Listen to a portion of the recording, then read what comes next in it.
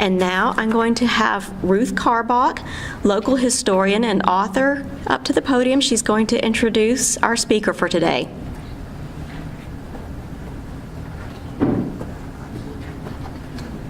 Thank you. Well, it really is a pleasure to have this opportunity to introduce Holace Ava Weiner, a person who has contributed so much to Fort Worth history, Texas history, and Southern Jewish history. And I must add that she has been an inspiration to many local historians, including me. Holace Ava Weiner is a Texas transplant from Washington, D.C. A former reporter with the Fort Worth Star-Telegram, she is the author of Jewish Stars in Texas, Rabbis and Their Work, that was published by Texas A&M University Press. She is the editor of the anthology Lone Stars of David, The Jews of Texas, from Brandeis, published by Brandeis University Press, and she wrote an essay in the anthology Quiet Voices, Southern Rabbis and Black Civil Rights. An excerpt from her rabbinical tales appears in Literary Fort Worth, published by TCU Press. And I know only so well that she also has chapters in the popular 2-volume series called Grace and Gumption, Stories of Fort Worth Women. A past president of the Southern Jewish Historical Society, she is a volunteer director of the Fort Worth Jewish Archives. She received her archival training at the University of Texas at Arlington. She received a research fellowship from the Jewish Women's Archive for her master's thesis. That's how we met, wasn't it? A case study on the rise and fall of the National Council of Jewish Women in Fort Worth. In 2001, she wrote the Centennial History of Temple Bethel Congregation, and in 2011, she wrote the Centennial History of Rivercrest Country Club. You are in for a special treat.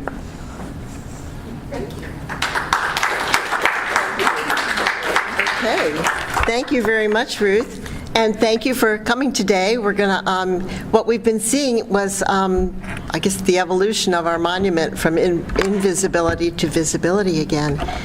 And the title of my talk is Monuments and Memory. And if we begin with, this is our World War I honor roll from the Jewish community. And if you take, is it on? Yes. Okay, yeah, take a close look. See if you recognize any of the names on there. For example, Ephraim Rosen, column 1, halfway down under sergeants. That's Rosen, as in Rosen Avenue, Rosen Heights on the north side, and even the Rosen Heights Baptist Church. Okay, those landmarks were named for Ephraim Rosen's dad, Sam Rosen, a builder and developer. Then on the top of column 3 is Leo Pottishman. Have you heard of Pottishman? Today, the Leo Pottishman Foundation is among the leaders of the arts, of endowing the arts in Fort Worth, and there's a Mary Pottishman Lard Trust that is one of the sponsors of this exhibit. And Mary Pottishman Lard was Leo's sister. Then, also among the lieutenants in column 1, you'll see the name Greines, pronounced Greines. There were 4 Greines brothers who lived on the north side, all professionals, all bachelors, and one of them was president of the school board, and the Wilkerson Greines Activity Center is named for him. So although this monument is nearly 100 years old, a lot of these echoes of the past are present with us today in our landmarks. So let me see if I got this right. Nope, which one moves it forward, Linda? Does that move it forward? Right arrow. Right arrow. Pardon? Aiming at the clock. Whoops. Not advancing. Hold on. No, nothing's happening. But you could be studying these names and see who else you know. And maybe I can tell you something about them. Not going. So before, we were watching the slideshow of the restoration of our honor roll, because the honor roll didn't really look like this in the beginning. And let's see, is this going to work? Okay, there we go. Yeah, the honor roll didn't look like, well, here's what it looked like in the beginning. And you'll notice that it was all together, not separate. And look what was at the bottom. Erected by the Ladies Auxiliary. Okay, but can we get this now? Yeah, that ended up, hold on a minute, let me get in sync here. Here we go. Okay, so here's the before and after. Yeah, we heard a woo. Okay, is it going? Here we go, that was the original. And this is the Ladies Auxiliary to the Hebrew Institute. These are the women who dreamed up this monument, raised the money, did the research, and got it put up. But they've been forgotten, as happens so often. So initially, when the monument went up, it was indoors. Wait, I'm a little bit off here. Okay, it was indoors at a place we called the Hebrew Institute. The Hebrew Institute was kind of like a Jewish USO downtown on Taylor Street, and you can see from the beginnings, from the sketch, it was, from the first sketch, that this is an era of transition from the horse and buggy age to automobiles. And it's quite a modern building for its time. This came up in 1914, and the memorial wall was right there inside, embedded inside. It was 10 feet tall, about 8 feet wide. Initially, there was great fanfare when it opened, when they unveiled it. They unveiled it on Armistice Day in 1920, and you can see there was publicity in the Dallas paper and the Fort Worth paper. The mayor was there. There was an orchestra playing patriotic songs, and of course, the veterans were there. Whoopsie, let me get the hang of this. Dozens and dozens of veterans came. At the time, this was a roster of people who everybody knew. That's all they thought. They came back from the war, we're going to applaud them and sing patriotic songs. So initially, the purpose of the roster was to recognize those who put on a uniform and served Uncle Sam. They were friends. But then what happened? Well, in 1950, the Hebrew Institute was torn down. It was sold, and Congregation Ahavat Shalom, which owned the Hebrew Institute, moved to Myrtle and 8th Avenue. And look at this big building, but they didn't designate any space to put the monument. So they put the honor roll, they broke it up into they broke it up into different tablets, and they put it in a storage room. And nobody even thought about it. Well, why not? Because it's 1951, 1952. You've had the Second World War, the Korean War is underway, the Cold War is starting. Well, what was the Great War all about? Well, nobody talked about it anymore. It wasn't really a great war. It just led up to World War II. So it wasn't so important anymore. Then, in 1980, Congregation Ahavat Shalom moved again. And as they were moving and emptying their old building on 8th Avenue and moving to Euland Street, lo and behold, in a storage room, they found 4 tablets. But what about the 5th one? What about the one that mentioned the ladies? Nobody knew. It wasn't there. If it had been, I'm sure they would have used it, but it wasn't there. So they take the 3 tablets that they had. Well, what should they do with them? The building's already up. They're moving in. It turned out that the building committee chair was Al Sankary, and Al's dad his name was on the honor roll. Well, of course he wanted to do something with it. And the honorary building committee chair was Leo Pottishman, and his name was on it too. So they came up with this wonderful idea to frame the 3 pieces and put it up. There we go. But just like in many places, you put out a monument and you leave it to the pigeons and the weather and the acid rain, and what happens to it? It gets dirty, it deteriorates, and as the decades went by, this is what happened to this lovely monument. It became really invisible. You'd walk by and not see it. I never noticed it until I was working on a story for that Grace and Gumption cookbook, and one of the women I interviewed said she remembered how she, in 1938, she would take the bus to the Hebrew Institute with her mom, who was taking English classes at the Hebrew Institute, and she would sit in the lobby and look up at this honor roll, and she remembered a lot of the names on it. And I said, well, where is it now? And when I went looking for it, I found these 4 white slabs of marble, and I didn't think much more about it. Well, it turns out that what happened to our monument was happening to monuments all around the country. Who cared about World War I anymore? There was World War II. There was so much else to do.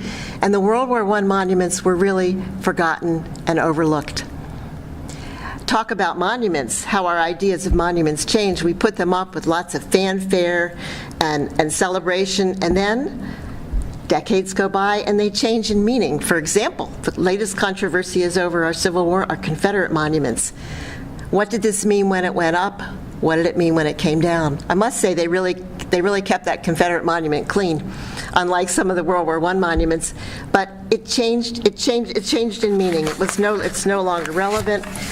And what this also shows, as I look at Robert E. Lee coming down, is that monuments are may be made in stone, but their meaning is malleable. Their meaning changes. And I wanted to look at it in that context. Today we have a lot of controversy about Confederate monuments, and I think sometimes about when the Romans conquered Greece, they cut off the heads of all the monuments and they put their own heroes and gods and goddesses on top of those statues. Or think of a city like Leningrad, previously St. Petersburg, today again St. Petersburg. There's nothing unusual in world history about changing a monument, tearing down a monument, or changing a name. However, World War I was more a case of just forgetting about it, relegating it in importance, going on to the next war. And then what happened? In 2014, all around the world, nations began to mark the centennial of World War I. In America, Obama appointed a World War I Centennial Commission. There's a Texas Commission. And a friend of mine in the Texas Jewish Historical Society says, you know what we should be doing? We should be documenting the graves of all the Jewish veterans of World War I. And I said, oh yeah, we just happen to have this list here. And she started researching every single one of them. So what I want to do is backtrack just a little bit and tell you about a quick history of Cowtown Jewry. So the first two Jewish settlers to come to Fort Worth came in the 1850s, and ironically, one of them, Jacob Samuels, fought for the Confederacy. He was such a diehard Confederate that he even put a Confederate battle flag on his tombstone. The other was Simon Gabert. They're both in Hebrew Rest. Because the oldest Jewish institutions in the city are, let's get back here again.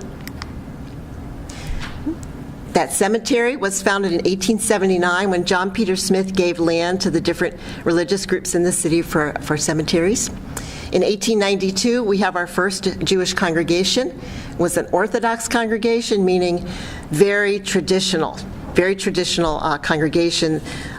People keep kosher, marking all of the customs and rituals that have been handed down through the generations. And then in 1902, a more liberal Reform congregation, Bethel, opened up. They were both on Taylor Street. And then in 1913, imagine that, a Jewish newspaper. And this is for a Jewish population of maybe 2,000 people. But look what they supported.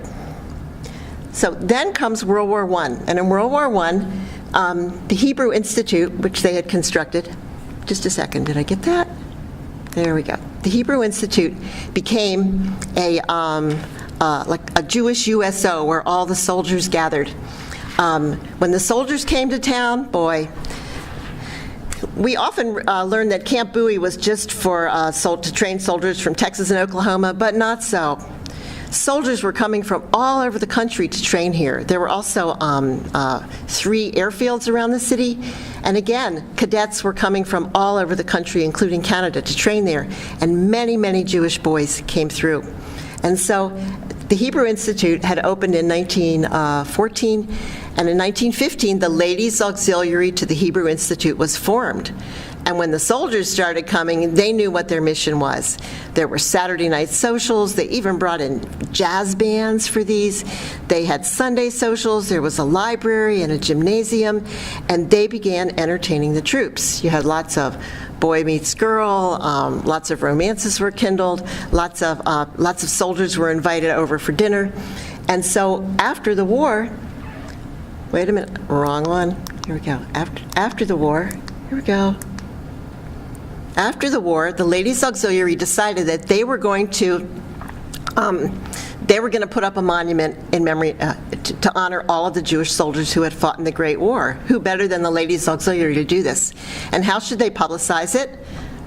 They put an ad, not really an ad, like a notice in the social columns of the Jewish Monitor, saying the Ladies Auxiliary plans to put up this honor roll, and we've collected these names. They listed about 68 names, and they said, if you know of anybody else, let us know, and we'll add that name. And it really is remarkable. The women were able to raise the money and do this on their own. They didn't ask for any guidance from the people at the synagogues. No, because I've been through the minutes. There's no mention of it in any other organization's minutes.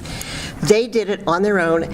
And the interesting thing, too, is that they had a deadline. They said, and the paper comes out on Thursday and Friday, and they said, let us know by Monday at noon if you have any other names to add. So they end up with 81 names. But you know, the 81 names are very interesting. Looking at it now 100 years later, what we notice is that it represented these 81 young men represent 3.6% of Fort Worth Jewry. You have, what do we have, like 2,250 Jews living in the city, according to the American Jewish Yearbook. And it was 3.6% of the Jewish population that served in uniform. So how does that percentage compare to the numbers who enlisted in the rest of the city? The same percentage, around 3.5, 3.6% citywide in a city of 90,000, and nationwide too. So we see that the Jews were participating just in comparable numbers to the rest of the population. And lots of these guys were related and interconnected. You have a small Jewish community, all these brothers. It says 13 sets of brothers, but that was actually 29 people. You had families with 3 and 4 brothers where they all served. Lots of cousins, lots of in-laws. So when Mrs. Betty Rosen decided she was going to put something in the social column of the Jewish Monitor, she knew what she was doing. This was going to reach people. But she didn't get everybody. So our research showed that there were some other people who served in the war who she didn't get. This is David Karb. He was teaching at MIT. As soon as the war broke out, he was one of these idealistic young men like Ernest Hemingway and E.E. Cummings, who went right to Europe. He joined the American Red Cross. He was on the American Red Cross ambulance personnel. He spoke fluent French, so he joined the French army.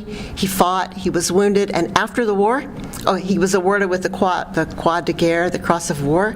And after the war, he came back, and the French government arranged for him to speak all around the country about how bravely the French had fought. Yes, PR for the French. Someone else they left out was Dr. Edwin Schwartz. Although Edwin Schwartz was a physician, a flight surgeon, stationed at one of the bases around here at Carruthers Field. And after the war, he became the first practicing pediatrician in Fort Worth. Then they spelled somebody's name wrong. On the monument, there's an S. Schoenberg, S-H-O-I-N-B-E-R-G, and that is Sam Scheinberg. And Sam was an immigrant from Lithuania, which was part of the Russian Empire. And chances are he spoke with a Yiddish accent, and when you said, "What's your name?" he probably said Schoenberg. So that's the way they spelled it. And chances are also he had a clothing store on the north side. Chances are he wasn't reading the Jewish Monitor either. And so nobody got to them to say, you spelled this guy's name wrong. So Sam Scheinberg is on the monument, and he was sent back to Europe to fight, and he applied for his U.S. citizenship while he was there, and that's his naturalization paper. Congress told immigrants that they could be put on the fast track for citizenship if they were serving in uniform. Okay. Then on the honor roll, there's one gold star. The gold star means that someone was killed in action. and our soldier who was killed in action was Sam Reyes.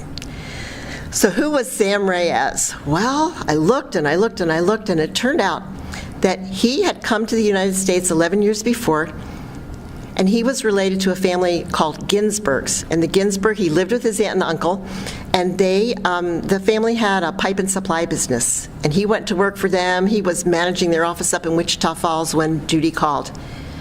He fought in the Battle of San Miguel. His body was never found, and his name is on a giant marble wall they have there, where they honor the memory of the missing. And it's amazing how I found his picture. In Fort Worth, there's a little museum called the Museum of Military History. And when I went there, we looked through all their records, and sure enough, a book about the 90th Division that was formed in Fort Worth included his battalion. Yay! Yay, amazing that we found out what he looked like. There we go. Then there was another death.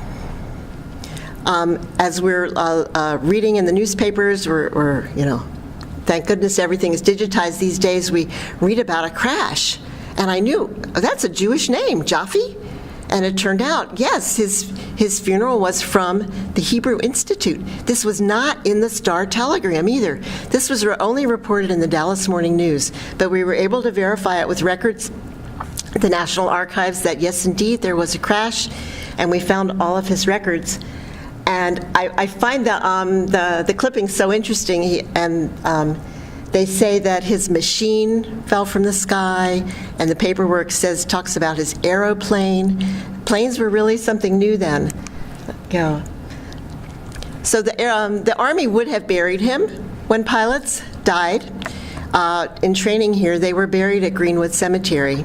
But among Jews, dating back to Abraham in biblical times, the tradition is that you should be buried in a Hebrew cemetery among your own kind.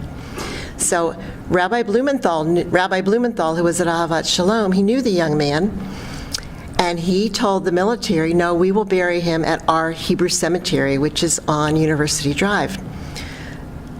Well, so I went looking for his stone, and it's so moving. Lieutenant James J. Jaffe died in service of his country. He was an immigrant from Baku, which today is the capital of Azerbaijan, and then it was part of the Imperial Russia. And there's a Hebrew inscription on his grave, too. And what I learned from that is that his Hebrew name, his English name was not really James. He anglicized it. His Hebrew name was really Jacob. Like, he was Jacob J. Jaffe on the census, and he changed it to James J. Jaffe, understandable. But his Hebrew name is Yaakov, and we learned from the inscription and from the epitaph that he had a nickname, and his nickname was Yokol, Y-O-K-O-L. And how would the rabbi know that? And I can only surmise that he was a regular at the Hebrew Institute, and he got to know Rabbi Blumenthal. I would love to reach a descendant from this family. He had many brothers and sisters, but I hit a dead end as I started going through the census. I posted something online on a World War I site, and hopefully someone will contact us about him. So why have this monument? What's the big deal about separating out the Jews? Aren't we all Americans? Well, yes, we are Americans. They were Americans. They were also proud to be hyphenated Americans. Think about it in today's climate, where immigrants are again being denigrated. They had to deal with that too. There was lots of discrimination against immigrants. Back then, in the 19-teens, there was pressure on Congress to have immigration restrictions, which would eventually come. And they were saying, we are hyphenated Americans. We are proud of it. We're not going to try to assimilate. We are proud of our boys. In the Jewish Monitor, you see on Armistice Day, there's photographs of all these different Jewish soldiers who had served in uniform. A point of pride to separate it out and show that we are Americans and we are Jews. Now, some people thought that Jews wouldn't serve. They said maybe Jews have a dual loyalty, or didn't a lot of Jews leave Russia to avoid serving in the Tsar's army? Would they serve in the American army if they wouldn't serve in the Russian army? Well, there's a difference, because if they were conscripted into the Tsar's army, they might have to serve for 40 years. But in America, they were very proud of what they had achieved in America. They saw it as a way to become more American. And so we see on our monument, on our monument, this blending of American symbols and Jewish symbols. And the military really had to cope with that. In the American Army at the time, remember, they're drafting men. 18% of the troops were immigrants. Imagine that. They represented some 67 different religious backgrounds and 47 nationalities. So how is the military going to blend these people? They consulted with sociologists, with clergy, with all kinds of leadership, specialists in leadership. What are you going to do to make them work together? Well, when they trained them, if you had 50 people who spoke Italian, they started with Italian training platoons or Greek training platoons, and their officers were bilingual. Officers were forbidden from using ethnic slurs. Can you believe? So this is poster I love, because it shows that it's a melting pot army with all these different names from different nationalities. I think my favorite is, Papadopoulos or something. And then we came across a postcard. Isaac Sturman was one of the people on our Fort Worth honor roll. And among Isaac's clippings that his descendants have saved is this picture from France, where he gets together. They were joking around in France, and they called themselves the melting pot army, or they called themselves the all tailors army. And maybe they're outside of a store in a little town in France, and they've got measuring tapes. And I love their names. Sturman, that's our guy. Calavita, Cohen, our guy, but from a different state. Liff, Albus, Laporte, Schwing, Cantala, Burnett. It really was it became a melting pot army. So World War I served to integrate Americans, to get them sort of, I want to say, off the farm, out of the shtetl, into the city, and meeting with other people. America would never be the same again because of that. Part of this effort to recruit people was recruitment posters in different languages. The Jewish Welfare Board was formed. It was like a counterpart of the YMCA and the Knights of Columbus. They were formed to make efforts to recruit and to, provide comfort and comfort and warmth for the Jewish soldiers in America and around the world. So the Jewish Welfare Board started printing recruitment posters in Yiddish. It's so funny to me. Here's your first one. Don't worry, he's all right. Can't you just imagine the immigrant parents so worried about their son? What's he getting into? Will he have kosher food? And the answer is no. And then on the other one, we provide him with all his needs, as if he's going to have time to read all his books and become a professor while he's in the military. And then this one, Jewish Welfare Board. This is indicating, at the Jewish Welfare Board's hut in France or in different places in the U.S. Look, we've got someone playing piano, there's lots of conviviality, they're going to meet nice Jewish girls, a way to comfort the families. So the families would also be endorsing the war. I just want to interject that they had huts. The YMCA had huts. The Knights of Columbus had what they call huts, where people of that religion could come and gather for spiritual advice, for reading materials, or for writing letters. And also, if someone was looking for, let's say, a Catholic soldier or a Jewish soldier, they knew to contact the Jewish Welfare Board. Do you know where my boy is? I'm really pleased that Emily, a graduate student at TCU, is here today. She's going to be doing a research paper on the Jewish Welfare Board, its formation, and its work in Fort Worth, where it's mentioned in lots of news clippings, but I'm trying to find out if there was indeed a JWB hut at Camp Bowie. Maybe Emily says yes.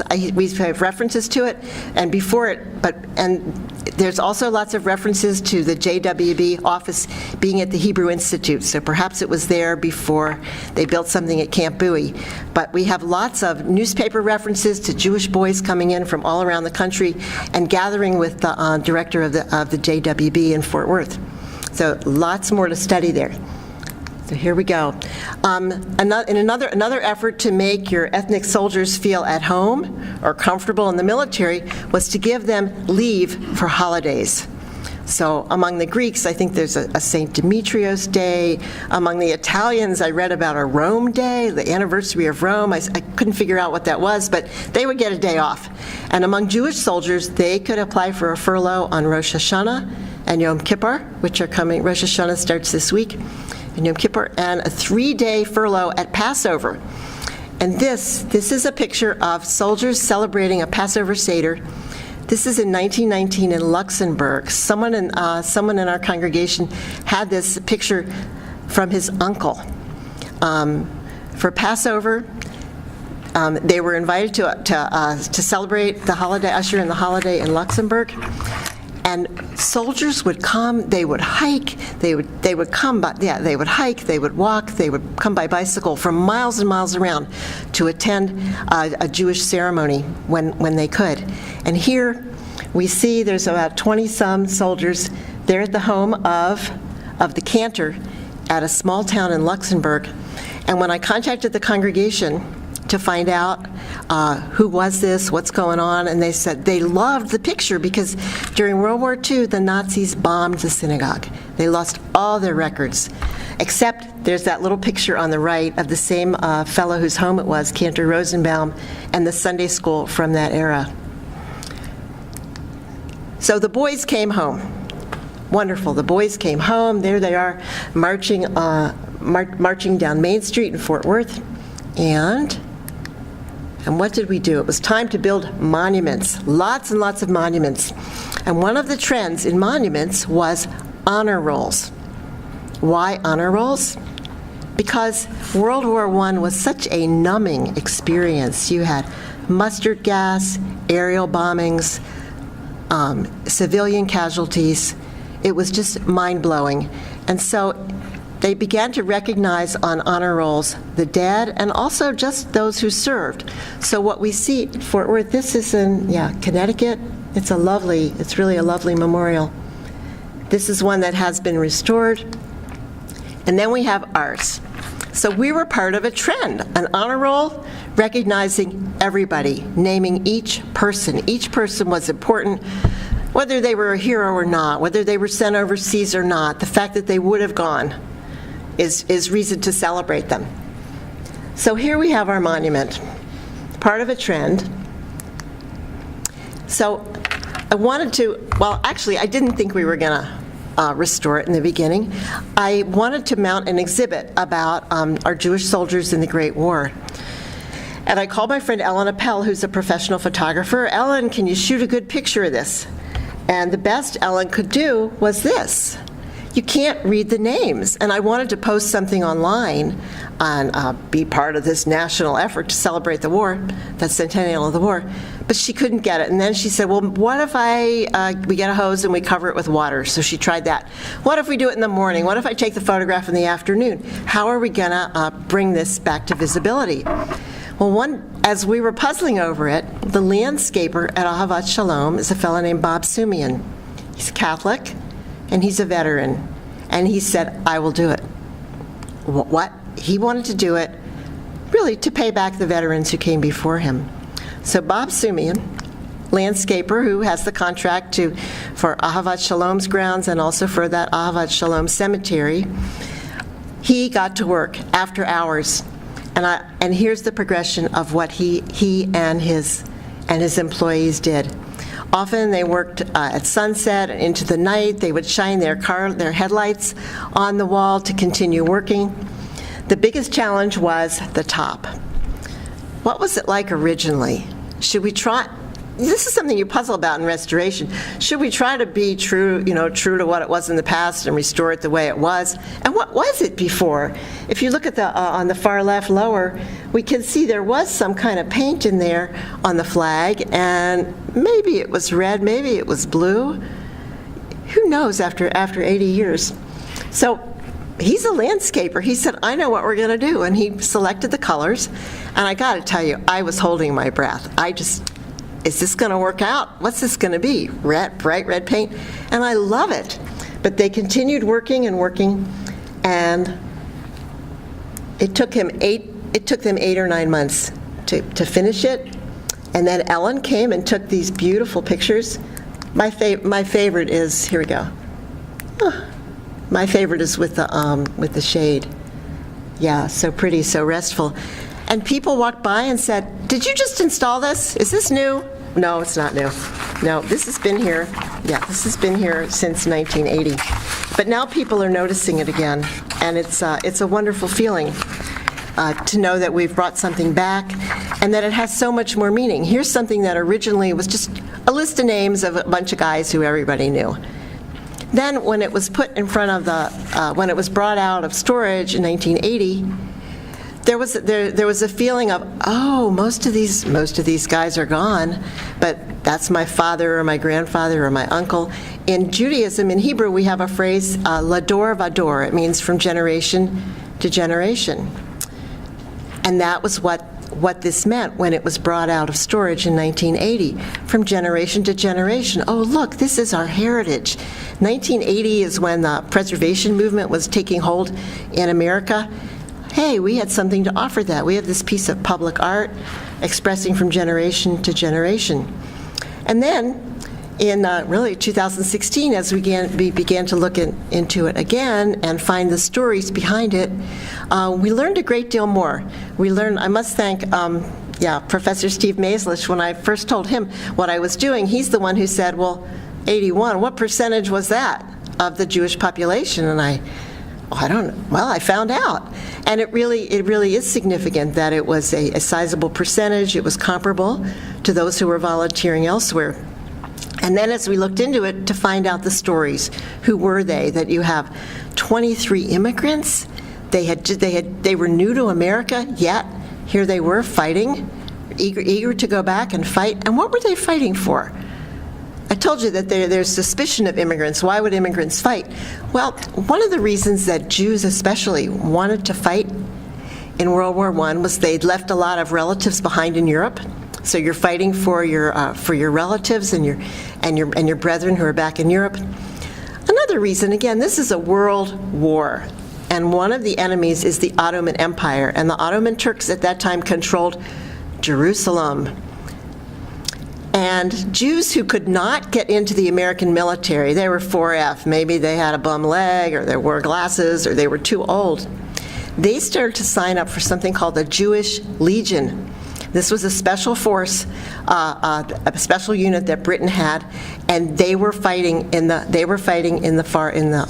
Middle East. They were part of the units that helped with the fall of Jerusalem in December 1917. Jerusalem fell, and at that period of time, in the fall of 1917, the British even said that they promised that someday Jerusalem would go back to the Jews. Well, that was even more reason for fighting, this promise that someday Palestine would belong to the Jews again. This is the dream of Zionism. So this is part of the psychology in the American Jewish in American Jewish families. We are really fighting for ourselves as well. We're fighting for a cause that we believe in. It has many dimensions. And that is also, I feel like that also has something to do with the Jewish star on the monument, the American flag. We're fighting for pluralism. We're fighting for the strength of Judaism, for the future of Judaism, and the future of America.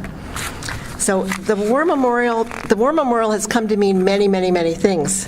It has, echoes of cultural pluralism. It's relevant today because immigrants are under attack. And here, look what these immigrants did. There's so many parallels between those immigrants willing to serve their country and the immigrants today who are in uniform. but have been told, but know that they might be sent back to Mexico or Latin America. It's nothing new to be denigrating immigrants. This has been going on for a long time. And the monument also shows me that that in America, on American soil, there is this chance to thrive and to become something greater, to become kind of a hybrid person, not just a Jew, not just a Greek, but to become an American, a hyphenated American for all, and with all the promise that it means. Let me just add some other thoughts. Is that this monument, initially I looked at it and thought, oh, this is just some white tablet. What could this mean? Well, it really means a lot. Stretching way back in the Old Testament, after Joshua, in the book of Joshua, Joshua led 40 soldiers across the Jordan River. And after his battle, he constructed a monument of 12 heavy stones. Each stone represented one of the 12 tribes of Israel. And when consecrating the monument, Joshua said, "When your children shall ask in times to come, what mean these stones? Let your children know. War monuments from ancient days to the present stand as primary sources. They bring a search for meaning, remembrance, and identity to our surroundings." Thank you.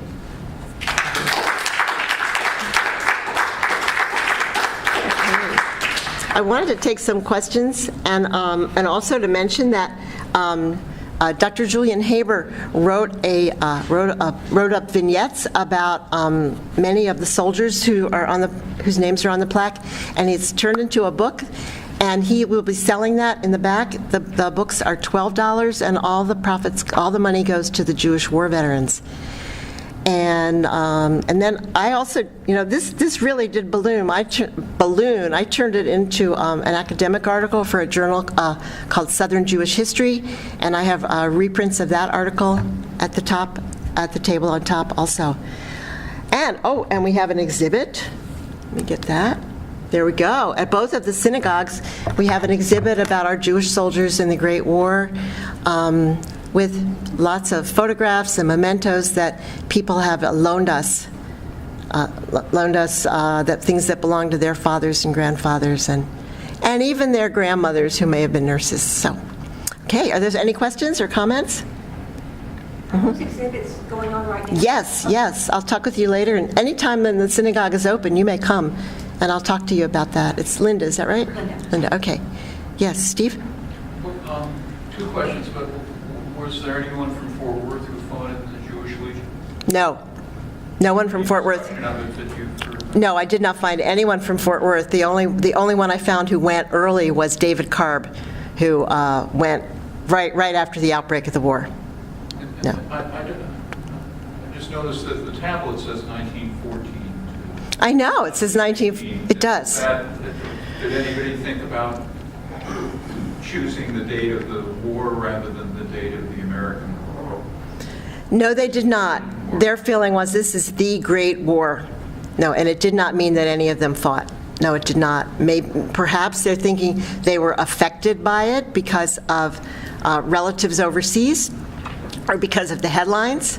No. They're part of the entire conflict. They meant the entire conflict, yes. It did not mean, no. I did check to see if any were involved in the Jewish Legion. The Jewish Legion drew more from the larger cities, New York, Chicago, where there was more of an organized Zionist group, more organized Orthodox congregations that were, and where there were Yiddish newspapers being published daily with news about what was going on in the Far East. But here, no. There was one active Zionist group here, part of the Texas Zionist Association, but I don't find any mention about the Jewish Legion here. Or Texas generally? I did not in anything that I could find. I did not. No. Yeah, Emily. Was there a shift with Orthodox Judaism by the time of World War I, or did Fort Worth remain predominantly Orthodox Jewish? That's very interesting. You said, so was Fort Worth mainly Orthodox, and when did that shift come? When Congregation Ahavat Shalom started in 1892, there was not really a so-called Orthodox movement yet. That started later in the century. And what I found in the minutes is that in like 1898, 1899, they got a request from the Orthodox Union saying, would you please affiliate with us? And they always voted it down. They voted it down. One time when it came up, they voted yes. And then at the next meeting, someone said that was an illegal vote. We have to vote again. So that shows you that there were certain powers that be on the board who were able to sway people and call for a revote. So Congregation Ahavat Shalom, although it was traditional, it remained unaffiliated for decades and decades. So it was not even part of the Orthodox Union. It was just on its own. And that's why this group, what was the Ladies Auxiliary, not a very Jewish sounding name, is it? That was 1914 by then. Among Reform Jews, the women's groups are called a sisterhood. Not an ladies' auxiliary. Well, it sounds like like you're part of the Kiwanis Club. But this was what this shows their, I guess, what they're adapting from the main culture, from the secular culture. So they were really adrift and on their own. And although they practiced Orthodox, they kept kosher. Men and women sat separate, actually, until they moved to 8th Avenue in 1950. There were men's and women's sections, but they did begin to sit together. And they did not affiliate. Okay. Bethel was always Reform. This was the liberal Jews. The Reform Jews, actually, the secular type Jews, had been in Fort Worth longer than those traditional Jews, but the more secular Jews, they didn't even care about having a synagogue until they started having families and children, and several rabbis and teachers came to town and kind of harangued them and said, you really ought to have a synagogue, you really have to educate your children. They were the adventurers. They were the kind of Jews who only went, twice, they came to synagogue twice a year, and they had a Passover Seder, and that was Judaism.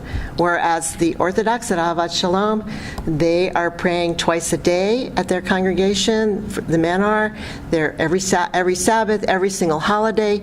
They're keeping kosher. They always brought a kosher butcher. They would pay a kosher butcher to be here to slaughter the chickens and the beef.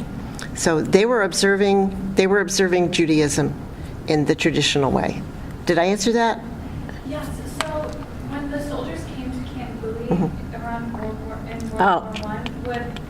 you said that they didn't have much access to kosher food. Okay, in Fort Worth, if they went to somebody's home, they would, or if they were having a meal at the Hebrew Institute, yes, they would have kosher food there. But you had asked me, on Camp Bowie itself, they didn't have kosher food, from what I've read. Like within the Jewish Welfare Board hut, you're saying? Yes. Okay. At training bases in places like New Jersey and New York, they did bring in kosher food. But once they got to Europe, forget it. No, it was up to the soldier on their own to decide how they were going to eat, what they were going to refrain from eating. And that was only at the training bases when they're bringing them in for basic training and trying to integrate these troops and meld their units. That was a different era. And they didn't wear yarmulkes either. No. Yes, Linda? Can you be more specific about which corner of the intersection of 8th and Myrtle the building was at? Okay, that would be, when they left that property, it's where the Moncrief Radiation Center is today. Okay. They sold that, when they left, they sold it, and the synagogue was torn down. Got it. Without documenting it with lots of pictures either. It's a shame. Yes, Ruth? Oh, I was just thinking about your comment about the conservative versus the liberal. As I remember, the earliest Jewish immigration or migration to Fort Worth, wasn't that primarily Southerners that had lived in the United States? Okay. Maybe already second generation. Okay, the first Jews to come to Fort Worth, 1850s, 60s, 70s, 80s, they had, I call this an area of second settlement. They had been in America somewhere else. They didn't come here first. Maybe they were in New York or Baltimore, and they were adventurers, and they started working their way to the frontier, to other places. They weren't concerned about religion. They knew who they were, but they weren't looking for a Jewish community. That came later. And then in But the then, 1890s. then in the 1880s, you have a series of pogroms in Eastern Europe. The Tsar is assassinated, and they blamed the Jews, and lots of restrictive laws were enacted against Jews starting in 1881, and you see this massive migration, hundreds of thousands of Jewish refugees leaving Europe and coming to America. And quite a few of those began coming here. But the bulk, they started coming here then in the 1880s and 1890s when they started Ahavat Shalom. And then in 1907, there was something called the Galveston movement, where there were so many Jewish people in New York and Philadelphia and Boston that it was stimulating lots of anti-Semitism. And so a wealthy New York banker, Jacob Schiff, he set aside $500,000 to try and entice Jews in Eastern Europe, Russia, Poland, not to go to New York or Baltimore, but to come directly to Galveston. And they chose Galveston because the island was too small for everybody to stay, so they wouldn't be able to congregate or ghettoize. They would come to Galveston, and then there's a good network of trains, and they would spread out across the western and southern United States.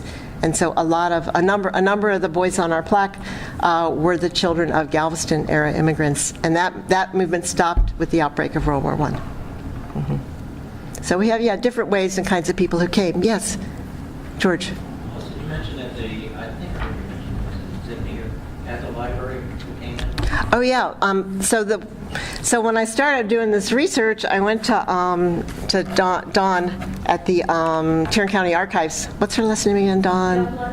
Say again. Dawn Youngblood at Tarrant County Archives to see what she had, and she says, we got this World War I committee. They meet once a month. You really, really ought to come. And I was pretty excited that I could tie in with a group that was putting on a citywide exhibit. And sure enough, this fabulous exhibit in the gallery of the library has 4 posters about Jewish involvement. And downstairs, if you go downstairs, there's some, exhibit cases, and one of them is devoted to material about the Jewish participation in the war.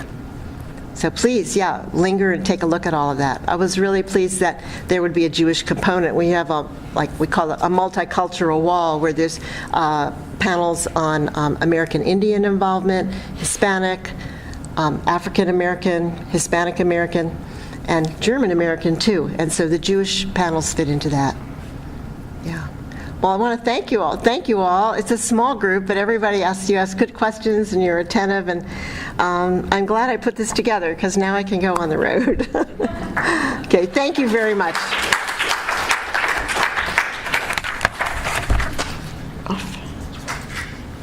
Okay.